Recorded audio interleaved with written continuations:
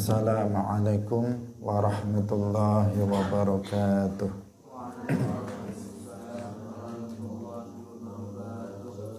Alhamdulillahi rabbil alamin. Lahu ni'matu wa lahul fadlu wa lahus sana'ul hasan. Wa salawatullahil barrir rahim wal malaikatil muqarrabin ala sayyidina wa maulana Muhammadin wa ala alihi wa ashabihi tayyibin at-tahirin. Allahumma la sahla illa ma ja'altahu sahla wa anta taj'alul hazna idza syi'ta sahla. Allahumma arzuqna al-ikhlasa fi niyyati wal qawli wal amal. Wa ba'du. Ila Nabiyil Mustafa sallallahu alaihi wasallam wa ikhwanihi minal anbiya'i wal mursalin wa syuhada'i was salihin, khususan ila sultanil awliya Syekh Abdul Qadir Al-Jilani wa Syekh Ahmad Ar-Rifai wa Syekh Baha'iddin Naqsyabandi wa Syekhina Abdullah Al-Harari wa ila arwahi muassisi Jam'iyyati Nahdlatul Ulama Syekh Muhammad Hashim Ash'ari wa Syekh Bisri Sansuri wa Syekh Abdul Wahab Hasbuwah wa ila arwahi jami'i ahli al-qubur minal muslimin wal muslimat. Al-Fatihah. A'udzu billahi minasy syaithanir rajim. Bismillahirrahmanirrahim. Alhamdulillahi rabbil alamin. Ar-Rahmanir Rahim. Maliki yaumiddin. Iyyaka na'budu wa iyyaka nasta'in. Ihdinas siratal mustaqim. Siratal ladzina an'amta 'alaihim ghairil maghdubi 'alaihim waladdallin. Amin. Hadirin hadirat kaum muslimin muslimat, pemirsa Amaru TV rahimakumullah. Alhamdulillah, kita bersyukur kepada Allah Subhanahu wa taala di pagi hari ini. Allah Subhanahu wa taala kembali mentakdirkan kita untuk bisa kembali bersama-sama dalam majelis ilmu, melanjutkan pengajian ayat tafsir ayatil ahkam, penafsiran ayat-ayat yang berkaitan dengan masalah hukum. Semoga keberadaan kita dalam majelis ilmu ini menjadi penyebab diampuninya dosa-dosa kita. Amin ya rabbal alamin. Salawat dan salam semoga tetap terlimpahkan kepada Nabi Agung, makhluk yang paling mulia, yaitu Nabi Muhammad sallallahu alaihi wasallam, para sahabatnya, keluarganya, serta seluruh umat Islam yang mengikuti beliau ila yaumil qiyamah. Hadirin rahimakumullah, pada pagi hari ini kita akan membahas penafsiran ayat yang membahas tentang masalah sholatul musafir, yaitu sholatnya orang yang dalam bepergian. Ayat yang akan kita baca penafsirannya adalah surat An-Nisa ayat 101. Surat An-Nisa ayat 101. Allah Subhanahu wa taala berfirman, sebelumnya jangan lupa untuk mengikhlaskan niat kita masing-masing lillahi ta'ala. Qala Allah ta'ala, wa idza darabtum fil ardi falaysa 'alaikum junahun an taqsuru minas salati in khiftum ay yaftinakumul ladzina kafaru innal kafirina kanu lakum aduwwan mubina. Wa idza darabtum fil ardi falaysa 'alaikum junahun taqsuru minas salati in khiftum ay yaftinakumul ladzina kafaru innal kafirina kanu lakum aduwwan mubina. Apabila kalian dalam perjalanan, maka tidak ada dosa bagi kalian untuk mengqashar salat. Jika kalian takut orang-orang yang kafir itu menimpakan fitnah atas kalian. Sesungguhnya orang-orang yang kafir bagi kalian, mereka itu adalah musuh yang nyata. Qala Ramliyu fi Nihayatil Muhtaj. Al-aslu fil qasri qawluhu ta'ala wa idza darabtum fil ardi al-ayata wa hiya muqayyadatun bil khawfi lakin sahha jawazuhu fil amni li khabari lamma sa'ala Umarun nabiyya sallallahu alaihi wasallam an dzalika faqala sadaqatun tasaddaqallahu biha alaikum faqbalu sadaqatahu wa yajuzu fihi al-itmamu kama sahha an Aisyata annaha qalat ya Rasulullah qasarta wa atmamtu wa aftarta wa sumtu ay bi fathit ta'i al-ula wa dhammi tsaniyah fihima wa yajuzu aqsuhu ya Rasulullah qasartu wa atmamta wa aftartu wa sumta faqala ahsanti ya Aisyatu wa amma khabaru furidatis salatu rak'atain ay fis safari fama'nahu liman arada liqtisara alaihima jam'an bainal adillati. Hadirin rahimakumullah. Pertama kita membaca kitab Nihayatul Muhtaj karya Al-Imam Ar-Ramli. Beliau mengatakan bahwa dasar atau dalil tentang adanya salat qashar itu adalah firman Allah Subhanahu wa taala wa idza darabtum fil ardi falaysa 'alaikum junahun an taqsuru minas shalah al-ayah. Ini jadi surat An-Nisa 101 ini adalah dasar atau dalil tentang adanya salat qashar. Salat qashar itu adalah salat dengan meringkas. Salat-salat yang jumlah rakaatnya 4 rakaat menjadi 2 rakaat. Itu yang disebut dengan salat qashar. Salat zuhur asalnya 4 rakaat. Kemudian dipendekkan menjadi 2 rakaat. Salat asar asalnya 4 rakaat. Kemudian dipendekkan menjadi 2 rakaat. Salat isya asalnya 4 rakaat, kemudian dipendekkan menjadi 2 rakaat. Nah, salat seperti itu namanya salatul qasri atau salat qashar.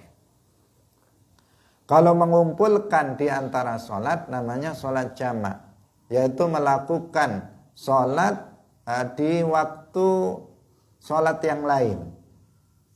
Nah, misalnya mengerjakan salat zuhur di waktu asar, atau mengerjakan sholat asar di waktu zuhur, mengerjakan sholat maghrib di waktu isya, atau melaksanakan sholat isya di waktu maghrib. Yang kayak begitu namanya sholat jamak. Keduanya, sholat qashar dan sholat jamak itu diperbolehkan ketika seseorang dalam safar atau dalam bepergian jauh. Nah, ayat An-Nisa 101 ini adalah dalil tentang adanya sholat qashar. Karena secara jelas ayat ini mengatakan falaisa alaikum junahun an taqsuru minas shalah. Apabila kalian dalam bepergian, maka tidak masalah, tidak dosa apabila kalian itu mengqashar salat. Maka Al-Imam Ar-Ramli dalam kitabnya mengatakan bahwa ayat ini adalah dasar atau dalil tentang adanya salat qashar. Kemudian beliau mengatakan wahiyya muqayyadatun bil khauf. Ayat ini dikoyiti dengan khauf, dengan takut. Dikoyiti mana qayitnya? Yaitu in khiftum ayyaftinakumul ladzina kafaru. Apabila kalian itu melakukan bepergian, maka tidak ada dosa bagi kalian untuk mengqashar salat in khiftum ayyaftinakumul ladzina kafaru, jika kalian itu takut orang-orang yang kafir itu menimpakan fitnah atas kalian. Jadi di sini muqayyadah, namanya muqayyadah. Ayatnya diikat atau dibatasi dengan bahwa bolehnya qashar apabila seseorang itu ada khauf, yaitu khauf orang-orang kafir itu nanti menimpakan fitnah kepada mereka, misalnya membunuh mereka, melukai mereka, mengambil harta mereka. Ada rasa khauf tersebut, maka boleh untuk mengqashar salat. Itu ayatnya muqayyadah seperti itu. Tetapi apakah maknanya juga muqayyadah? Lakin sahha jawazuhu fil amni. Tetapi sah, kata Imam Ramli, bahwa sah bolehnya mengqashar salat dalam keadaan aman. Artinya meskipun zahir ayatnya itu muqayyadah, tetapi dalam persoalan salat qashar itu tidak muqayyadah. Artinya seseorang yang dalam bepergian jauh, apakah dia itu apakah dia itu dalam keadaan takut dalam peperangan atau dalam keadaan tidak dalam peperangan, dalam keadaan aman, maka dia boleh untuk melakukan qashar salat. Tidak dibatasi ketika seseorang itu dalam keadaan takut. Kenapa? Li khabarin, karena ada sebuah khabar atau sebuah hadis. Yang hadis ini tentu tidak akan bertentangan dengan Al-Quran. Jadi Al-Quran tidak akan bertentangan dengan Al-Quran, hadis juga tidak akan bertentangan dengan Al-Quran. Ini kaidah yang harus kita pegangi. Kenapa? Karena hadis itu berkedudukan sebagai penjelas Al-Quran. Rasulullah Shallallahu Alaihi Wasallam itu datang litubayyina linnas, agar beliau itu menjelaskan Al-Quran kepada manusia. Karena itu tidak mungkin penjelasan Nabi terhadap Al-Quran itu bertentangan dengan Al-Quran. Maka untuk memahami sebuah ayat, kita juga harus memahami hadis-hadis Rasulullah Sallallahu Alaihi Wasallam.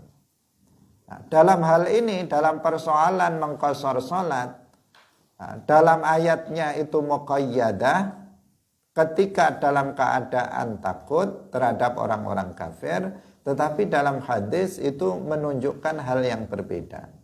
Bukan berarti ini kontradiksi, nanti akan dijelaskan makna ayat yang sebenarnya.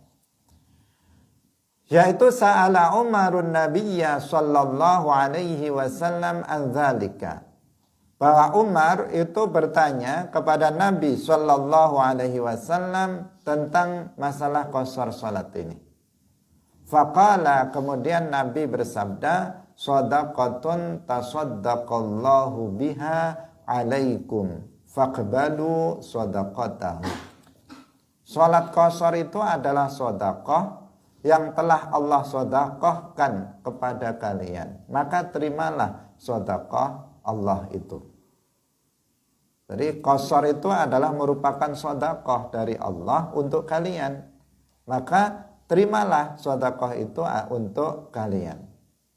Maka di sini menunjukkan bahwa ini tidak terikat atau tidak dibatasi ketika seseorang dalam keadaan takut saja terhadap orang kafir. Wa yajuzu fihi al-itmam kama sahha an Aisyah annaha qalat. Dan boleh dalam hal ini untuk itmam, menyempurnakan salat ketika seseorang dalam bepergian jauh, dia boleh untuk mengqashar salat dan juga boleh dia untuk menyempurnakan salat. Dia tetap salat zuhur 4 rakaat atau dia tetap melakukan salat asar 4 rakaat, salat isya 4 rakaat meskipun dalam perjalanan jauh, maka itu boleh hukumnya. Jadi boleh dia mengqashar, boleh dia untuk menyempurnakan salat. Dasarnya adalah hadis sahih yang diriwayatkan dari Sayyidah Aisyah radhiyallahu anha, bahwasanya beliau berkata kepada Rasulullah sallallahu alaihi wasallam, "Ya Rasulullah, qasarta wa atmamtu wa aftarta wa sumtu." Boleh dibaca kebalikannya.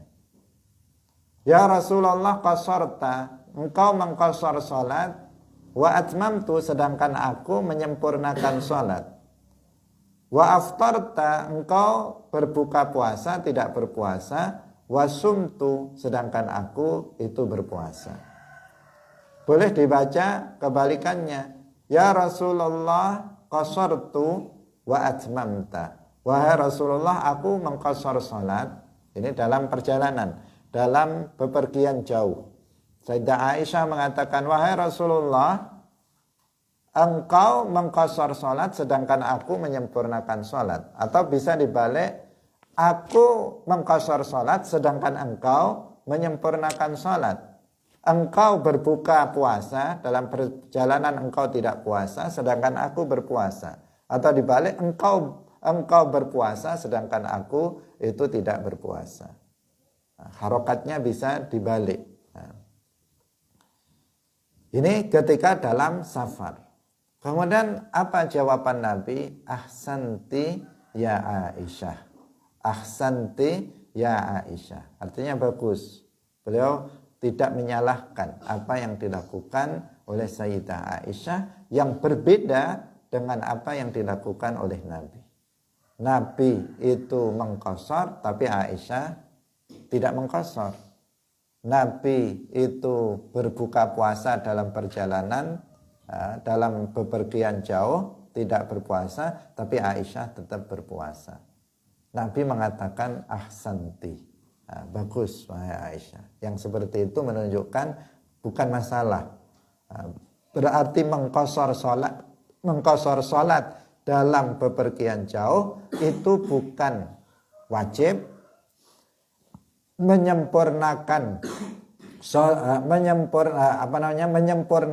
salat di dalam bepergian itu juga tidak wajib. Boleh untuk mengqashar, boleh untuk itmam, boleh untuk menyempurnakan salatnya. Artinya menyempurnakan bilangan rakaat tetap 4 rakaat itu juga diperbolehkan. Demikian juga dalam puasa. Ketika seseorang dalam bepergian jauh, maka boleh dia untuk tetap berpuasa dan juga boleh bagi dia untuk membatalkan puasanya. Hadirin yang dirahmati oleh Allah Subhanahu wa taala.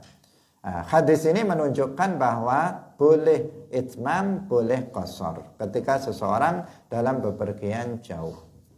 Wa amma khabaru furidatis salatu raka'atain, sedangkan hadis yang mengatakan bahwa salat itu diwajibkan hanya 2 rakaat, fis safar, yakni salat dalam bepergian itu diwajibkan hanya 2 rakaat, fa ma'nahu liman arada liqtisari alaihima jam'an bainal adillah. Maka maksudnya di sini adalah bagi seseorang yang menginginkan untuk mengqashar salat, maka salat dalam bepergian itu diwajibkan 2 rakaat. Hadirin yang dirahmati oleh Allah Subhanahu wa taala. Nah, nanti akan kita lihat bahwa memang ada perbedaan pendapat di antara para ulama tentang masalah ini. Tentang apakah seseorang ketika di dalam bepergian jauh itu wajib untuk mengqashar salat atau sekedar boleh dia untuk mengqashar salat dan boleh juga untuk itmam, menyempurnakan salat. Nah, di sini ada perbedaan pendapat di antara para ulama. Dan juga tentang masalah muqayyadah dalam ayat itu juga ada di antara kelompok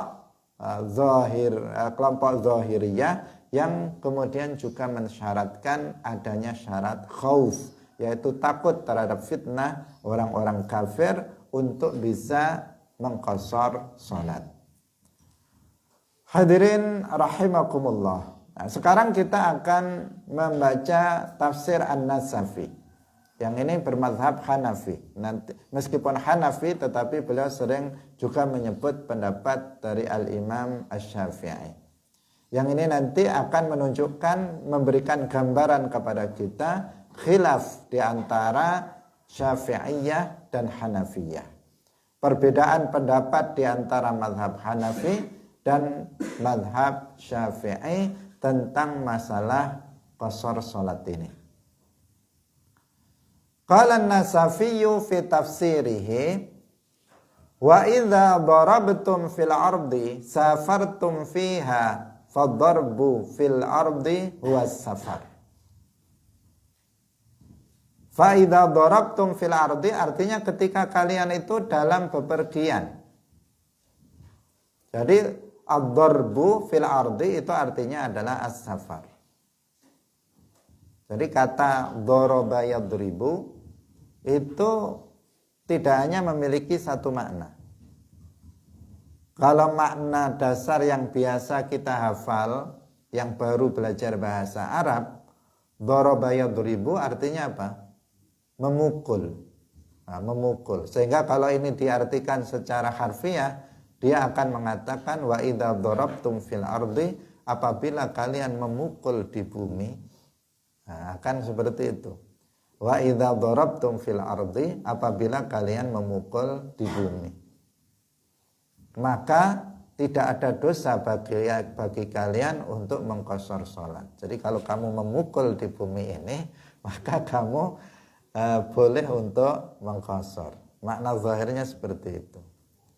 Nah, tetapi kata daraba yadribu dalam bahasa Arab tidak hanya memiliki satu makna. Maknanya bisa beberapa. Sebagaimana kata-kata yang lainnya dalam bahasa Arab itu juga memiliki lebih dari satu makna. Nah, karena itu di awal pertemuan kita, bagi seorang mufassir, dia harus mengetahui bahasa Arab secara mendalam, termasuk dalam persoalan mufradat. Tidak cukup bagi seseorang untuk menghafal 1000-2000 kata dalam bahasa Arab. Nah, tetapi dia harus mengetahui sebagian besar dari ma'anil mufradat. Nah, kosakata di dalam bahasa Arab yang terkadang satu kata bisa memiliki lebih dari satu makna, bahkan sampai 15, sampai 20, sampai 50 makna. Hanya satu kata saja. Hadirin yang dirahmati oleh Allah Subhanahu wa taala. Wa idza darabtum fil ardi, para ulama mengatakan ai idza safartum. Ad-darbu fil ardi artinya adalah safar, yaitu melakukan bepergian. Apabila kalian melakukan bepergian, itu maksudnya fiha, artinya di bumi, kalian melakukan bepergian, falaisa alaikum junahun ay harajun, maka tidak ada dosa bagi kalian an taqsuru apabila kalian mengqashar minas salati, dari salat, min a'dadi rakaati salati, yaitu dari bilangan rakaat salat. Memperpendek, yang diperpendek adalah bilangan rakaat salat. Fatusallu rubaiyata rakaataini, kemudian kalian sholat yang jumlah rakaatnya 4 rakaat menjadi 2 rakaat. Jadi hanya rubaiyah, sholat yang jumlah rakaatnya 4 rakaat itu yang bisa diqashar. Kalau sholat subuh nggak bisa diqashar, 2 jadi 1. Misalnya sholat subuh hanya 1 rakaat, nggak bisa. Atau sholat maghrib jumlah rakaatnya 3 rakaat, nggak bisa diqashar menjadi sholatnya 1,5, nggak bisa. Karena separuhnya dari 3 itu berapa? 1,5, nggak bisa. Yang bisa diqashar adalah sholat yang jumlah rakaatnya 4 rakaat, yaitu sholat zuhur, sholat asar, sholat isya. Tiga sholat ini. Itu yang boleh untuk diqashar. Wa zahirul ayati, ini dalam mazhab, ini keterangan dari Imam Nasafi, yang beliau menjelaskan 2 mazhab yang di sini antara mazhab Syafi'i dan mazhab Hanafi yang beliau pegangi. Beliau mengatakan zahirul ayati yaqtadi annal qasra rukhsatun fis safar wal ikmala azimatun kama qala Syafi'i rahimahullah li'anna la junaha yusta'malu fi mawdi'it takhfifi war rukhsati la fi mawdi'il azimati. Beliau mengatakan bahwa zahir ayat ini, yang ini juga pendapat dari Imam Syafi'i mengambil makna zahir dari ayat ini, itu menunjukkan bahwa qasr itu rukhsah dalam bepergian. Sementara ikmal itu adalah azimah. Dalam usul fikih kalian belajar tentang istilah rukhsah dan azimah. Azimah itu adalah hukum yang awal, hukum dasarnya. Pada dasarnya hukum melaksanakan sholat sholat zuhur, asar, isya itu 4 rakaat. Kalau kemudian menjadi 2 rakaat dalam bepergian, maka itu namanya rukhsah. Biasa diartikan keringanan. Dia adalah hukum kedua, bukan hukum yang dasar. Hukum asli atau hukum dasar, sholat zuhur, asar, isya itu 4 rakaat, itu namanya azimah. Sementara hukum pengganti yang merupakan keringanan dari hukum pertama yang disebut dengan rukhsah itu adalah qasar. Dipahami dari mana? Kalau azimahnya itu adalah ikmal, menyempurnakan 4 rakaat, sementara 2 rakaat itu rukhsah. Itu dipahami dari ayat, yaitu pada kata la junaha. La junaha artinya tidak ada dosa bagi kalian.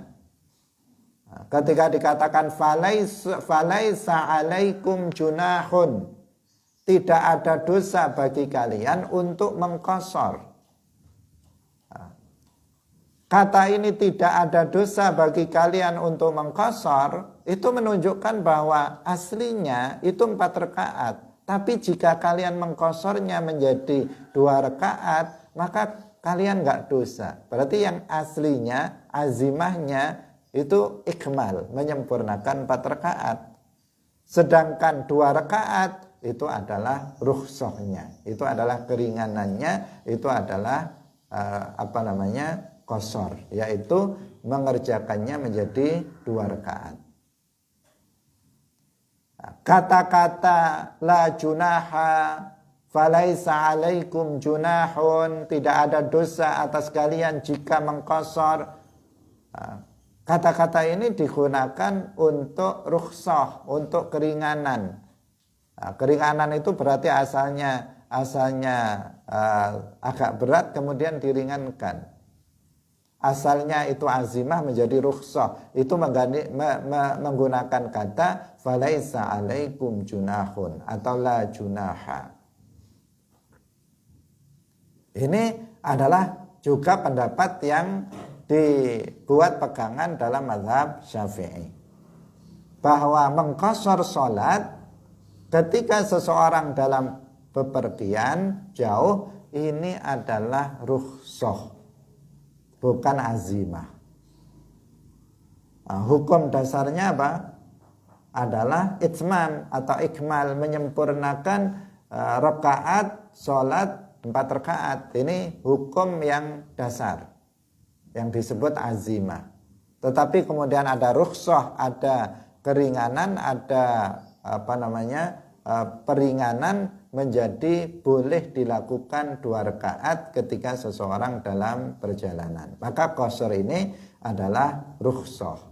Ini pendapat yang dipegangi oleh Al-Imam Asy-Syafi'i dan para ulama Syafi'iyah. Kemudian waqulna dan kami berkata, kami ini di sini yang mengatakan Al-Imam An-Nasafi, artinya ma'syar al-Hanafiyah, artinya para ulama Hanafiyah. Para ulama dalam mazhab Hanafi itu mengatakan al-qasru azimatun ghairu rukhsatin wala yajuzul ikmal. Qasar itulah azimah, bukan rukhsah. Jadi hukum dasar orang yang melakukan bepergian sholatnya itu 2 rakaat, bukan 4 rakaat. Bukan diringankan jadi 2 rakaat, tapi memang kalau orang dalam bepergian jauh, sholatnya itu yang asli 2 rakaat, bukan 4 rakaat. Dibalik dari pendapat Imam Syafi'i, bahwasanya azimahnya itu adalah 2 rakaat dan tidak ada rukhsah di sini, tetapi azimahnya itu hukum dasarnya itu adalah sholat dalam perjalanan memang 2 rakaat. Karena itu, karena hukum dasarnya sholat dalam bepergian itu 2 rakaat, maka nggak boleh dalam mazhab Syafi'i dia untuk menyempurnakan sholat. Kalau seseorang itu dalam bepergian jauh, maka dia harus mengqashar sholat. Sholat zuhurnya harus 2 rakaat. Sholat asar dan isyaknya wajib dilakukan 2 rakaat. Nggak boleh dilakukan 4 rakaat. Dalam mazhab Hanafi. Karena sholat 2 rakaat atau qashar dalam bepergian itu hukum azimah, bukan rukhsah. Ini menurut mazhab Hanafi.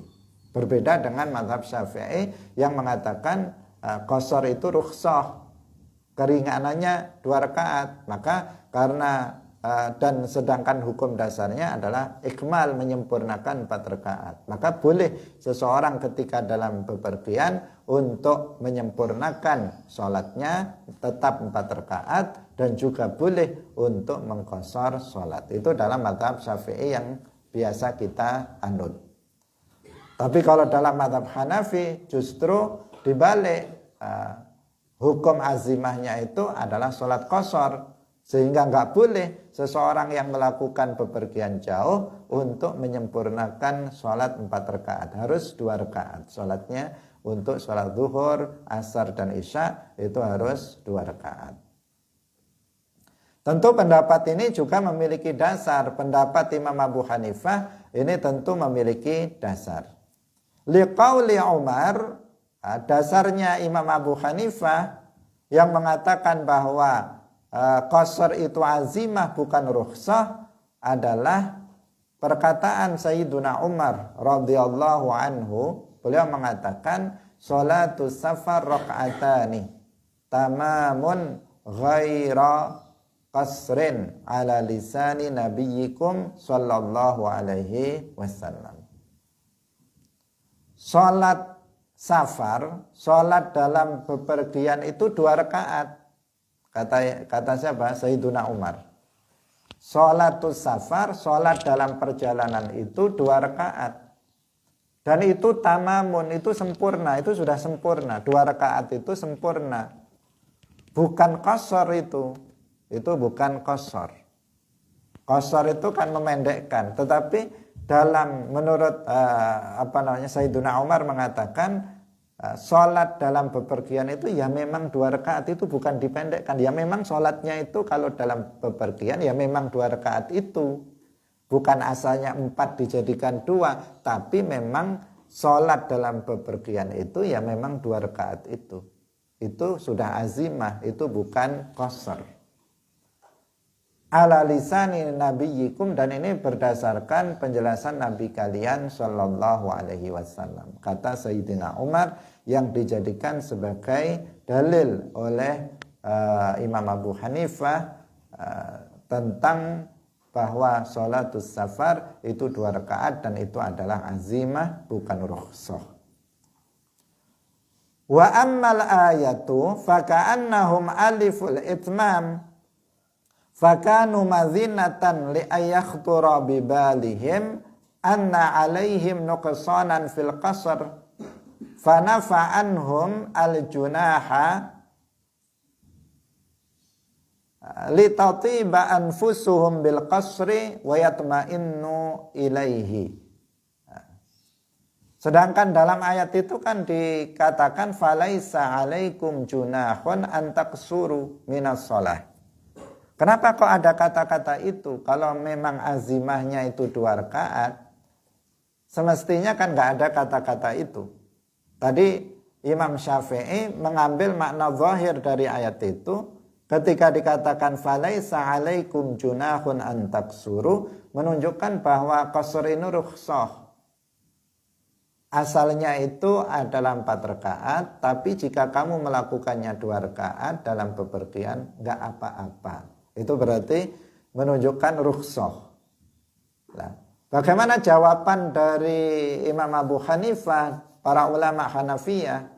Kenapa kok ada kata-kata falaisa alaikum junahun an taqsuru kalau itu azimah? Kalau memang hukum dasarnya itu sholat zuhur, asar, isya itu dalam bepergian 2 rakaat, kenapa masih ada kata tidak ada dosa bagi kalian untuk mengqasar?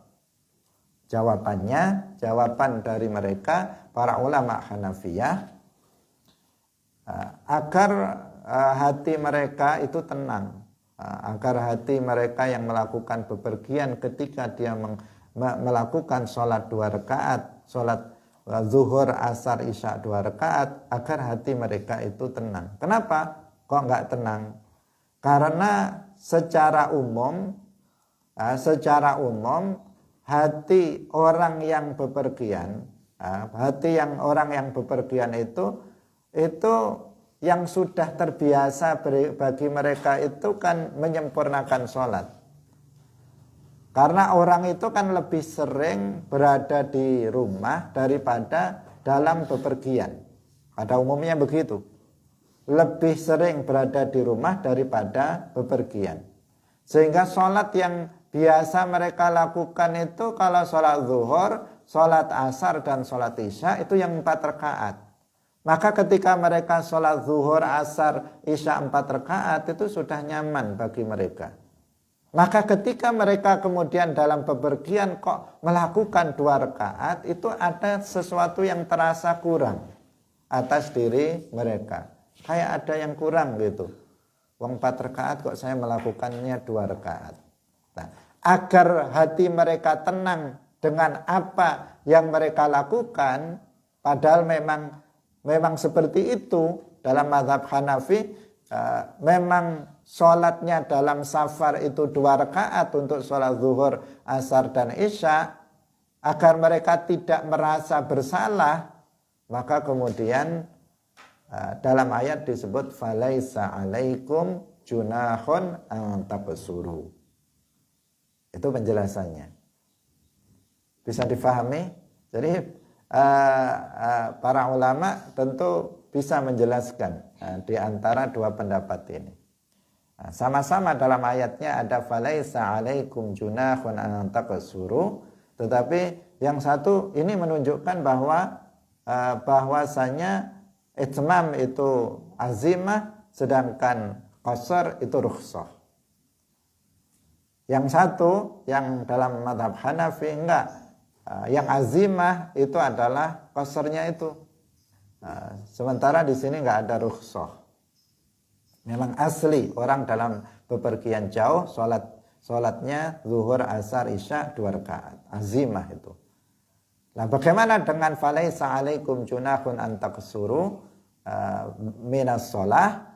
Ya, itu adalah karena orang itu kebiasaannya sudah sholatnya zuhur, asar, isya itu 4 rakaat. Maka ketika mereka dalam bepergian kok 2 rakaat, di sini ada semacam sangkaan dari sebagian orang bahwa apa yang dia lakukan masih kurang. Padahal sudah nggak kurang, sudah sempurna. Tapi dia masih merasa kurang karena masih 2 rakaat. Maka untuk menghilangkan sangkaan itu, kekhawatiran kurang, maka kemudian disebutlah dalam ayat itu falaisa alaikum junahun taqsuru minas shalah. Nah, logis dua-duanya sama-sama bisa diterima oleh akal. Hadirin hadirat rahimakumullah. Kemudian in khiftum ayyaftinakumul ladzina kafaru in khasyitum ayyaqsidakumul kuffaru biqatlin aw jarhin aw akhdhin. Lanjutan ayat yang tadi dikatakan ini adalah qaid, ini adalah batasan syarat untuk bisa mengqashar. Dikatakan jika kalian itu takut orang-orang kafir itu menimpakan fitnah atas kalian. Fitnah yang dimaksud adalah jika kemudian orang kafir datang untuk membunuh, melukai dan mengambil harta kalian. Ketika kalian dalam perjalanan jauh, jika kamu sholat 4 rakaat, nanti kamu takut tiba-tiba ada orang kafir datang membunuh kalian ketika sholat, atau melukai kalian, atau merampas harta kalian. Maka jika kalian takut itu terjadi, maka sholat 2 rakaat, mengqashar sholat. Nah, wal khawfu syartu jawazil qasr indal khawarij li zahirin nas. Takut, ada rasa takut itu adalah syarat bolehnya untuk mengqashar menurut kelompok khawarij berdasarkan zahir dari nas ini. Karena zahir dari nas itu muqayyadah. Maka kelompok khawarij itu berpendapat bahwa memang dalam keadaan khauf. Khawarij kelompok yang menyimpang, bukan kelompok bagian dari kelompok ahlus sunnah wal jamaah. Bukan kelompok yang benar, tetapi kelompok yang ekstrim. Salah satu keyakinan mereka yang sesat dan menyesatkan bahwa mereka itu mengkafirkan para sahabat. Sebagian para sahabat seperti seperti Sayyiduna Ali, Muawiyah bin Abi Sufyan, Abu Musa al-Ash'ari, Amr bin al-As, dan seluruh sahabat yang setuju dengan tahkim, mereka mengkafirkannya. Ini kelompok khawarij. Karena di antara doktrin akidah mereka yang menyimpang adalah bahwa setiap orang yang melakukan sebuah dosa, maka dia dihukumi kafir. Jadi kalau ada orang melakukan dosa besar, maka dia digolongkan oleh mereka sebagai orang yang kafir. Padahal siapa orang yang tidak melakukan dosa? Bagi mereka kebanyakan orang ini adalah kafir. Ini kelompok khawarij. Dalam masalah ini ada pendapat yang berbeda yang dipahami oleh kelompok khawarij dari ayat ini, bahwasanya seseorang itu boleh mengqashar sholat dengan 2 ketentuan. Yang pertama, ketika seseorang dalam bepergian, dan yang kedua, dalam bepergian itu mereka takut terhadap fitnah yang akan datang dari orang-orang kafir. Itu baru boleh mengqashar sholat. Kalau dalam keadaan aman, tidak ada peperangan, tidak mengkhawatirkan adanya fitnah dari orang-orang kafir, maka itu tidak boleh untuk mengqashar sholat. Menurut siapa? Kelompok khawarij. Dan pendapat ini tidak bisa dibuat sebagai pegangan. tidak bisa dijadikan sebagai dasar. Wa indal jumhuri laisa bisyartin. Menurut jumhur, artinya mayoritas ulama, ini bukan syarat, bukan syarat. Kalau seseorang itu melakukan bepergian jauh, meskipun tidak mengkhawatirkan fitnah dari orang kafir, maka dia boleh untuk mengqashar sholat. Tidak disyaratkan harus ada khauf. Apa dasarnya? Lima ruya an Ya'la bin Umayyah annahu qala li Umar, ma baluna naqsuru wa qad aminna, faqala ajibtu mimma ta'ajabta minhu, fasa'altu Rasulullah sallallahu alaihi wasallam an dzalika, faqala sadaqatun tasaddaqallahu biha alaikum faqbalu sadaqatahu. Dikatakan bahwa Ya'la ibn Umayyah berkata kepada Sayyiduna Umar. Dia mengatakan yang maknanya, kenapa kita mengqashar sholat padahal kita ini sudah aman, nggak ada peperangan, kita dalam keadaan aman, kenapa kok kita mengqashar sholat? Kemudian Sayyiduna Umar mengatakan, aku juga terheran-heran seperti kamu terheran-heran sekarang. Dulu saya juga heran tentang itu, kenapa kita kok mengqashar sholat padahal kita sudah dalam keadaan aman. Sementara dalam Al-Quran itu muqayyadah bil khauf. Kemudian waktu itu kata Sayyidina Umar, saya bertanya kepada Rasulullah Shallallahu Alaihi Wasallam tentang masalah itu. Seperti halnya kamu bertanya kepadaku, dulu aku juga bertanya tentang masalah ini kepada Rasulullah Shallallahu Alaihi Wasallam. Dalam keadaan aman, kok kita tetap mengqashar sholat? Kenapa? Kemudian Rasulullah Shallallahu Alaihi Wasallam menjawab, sadaqatun tasaddaqallahu biha alaikum faqbalu sadaqatahu. Qashar sholat ini adalah sedekah yang telah Allah sedekahkan buat kalian, maka terimalah sedekah Allah itu untuk kalian. Jangan ditolak. Kamu diberikan sedekah, maka kamu jangan menolaknya. Kamu sudah diberikan keringanan berupa qashar sholat, maka kamu jangan menolaknya. Wa fihi dalilun ala annahu la yajuzul ikmal fis safar. Ini menurut Hanafi. Nah, sekali lagi ini menurut Imam Abu Hanifah mengatakan bahwa hadis ini adalah dalil bahwasanya nggak boleh untuk menyempurnakan sholat dalam bepergian.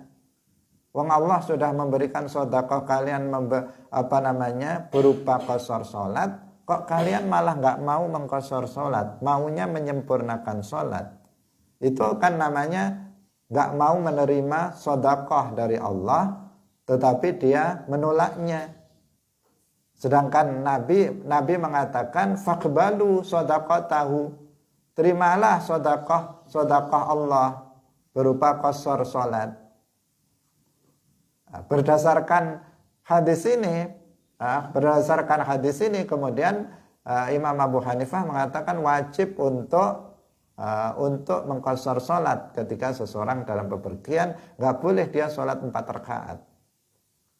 Lianna tasadduqa bima la yahtamilu tamlik isqatun mahdhun la yahtamilu rad. Jadi tidak mengandung kemungkinan untuk bisa ditolak. Ini.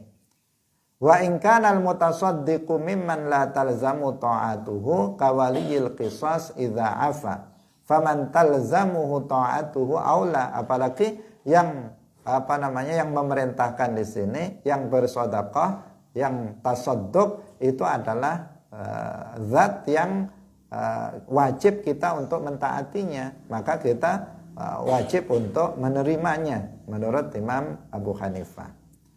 Wali anna halahum hina nuzulil ayah kadzalika fanazalat ala wafqil hal. Sesuai dengan kondisi ketika turunnya ayat tersebut, itu adalah seperti itu, karena itu harus disesuaikan.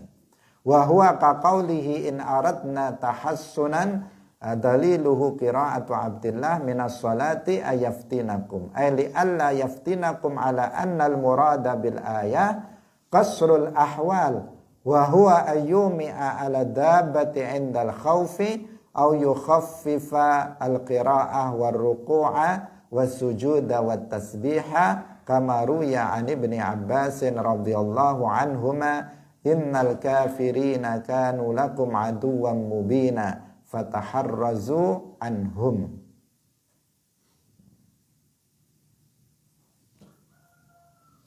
Nah, ini tentang penafsiran yang lain ya, tentang masalah mengqashar salat, bahwa yang dikehendaki itu adalah mengqashar sifat-sifat salat.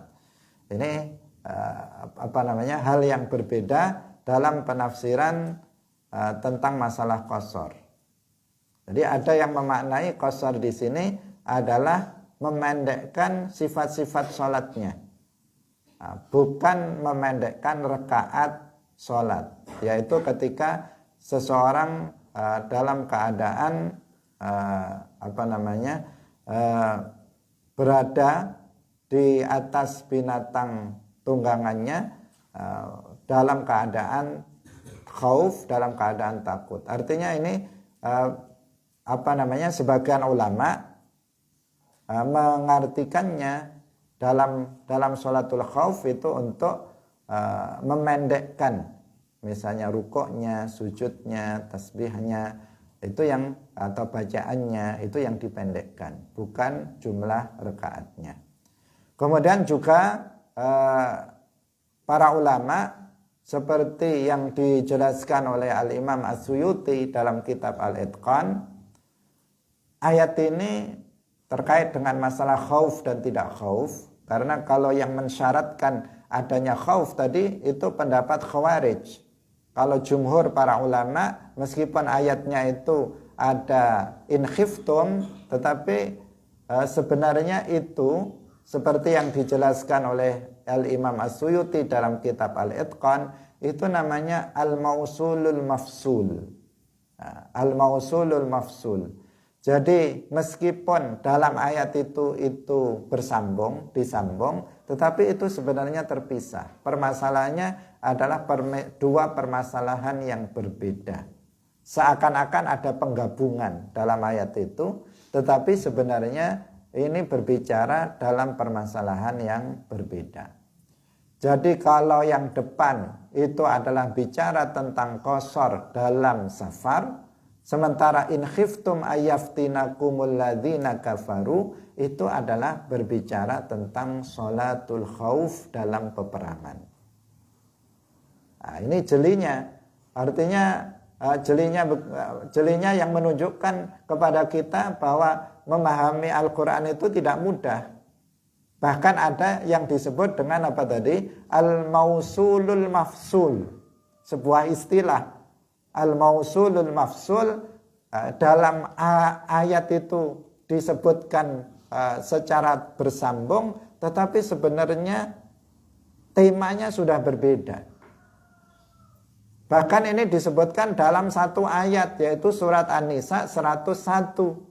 Satu ayat, bukan dua ayat atau tiga ayat. Satu ayat, depan dan belakang itu memiliki konteks yang berbeda. Yang pertama berbicara tentang sholatul musafir dalam keadaan aman ataupun dalam keadaan takut. Kemudian pada penggalan kedua itu sebenarnya berbicara tentang masalah sholatul khauf. Tentu ini juga memiliki dasar hubungannya itu adalah dengan sababun nuzul dari ayat ini. Dan para ulama yang mengetahui tentang masalah itu, karena itulah maka jumhurul ulama mengatakan nggak ada syarat khauf untuk melakukan sholat qashar bagi seorang musafir. Nggak ada syarat itu. Meskipun zahir ayatnya begitu, tapi ternyata hanya Khawarij itu yang mensyaratkan adanya khauf. Tentu karena adanya dalil-dalil yang lain, utamanya dari hadis-hadis Rasulullah Shallallahu Alaihi Wasallam seperti yang tadi dijelaskan oleh Sayyiduna Umar bin Khattab radhiyallahu anhu. Hadirin rahimakumullah, demikian waktu sudah berlalu. Semoga apa yang kita sampaikan pada pagi hari ini bermanfaat. Barakallahu fikum. Wallahul muwaffiq ila aqwamit thariq. Wassalamualaikum warahmatullahi wabarakatuh. La ilaha illallah. Allahumma salli ala sayyidina Muhammad wa ala alihi wa sahbihi wa sallim. Rabbi ghfirli wa liwalidayya wa lil mu'minina wal mu'minat.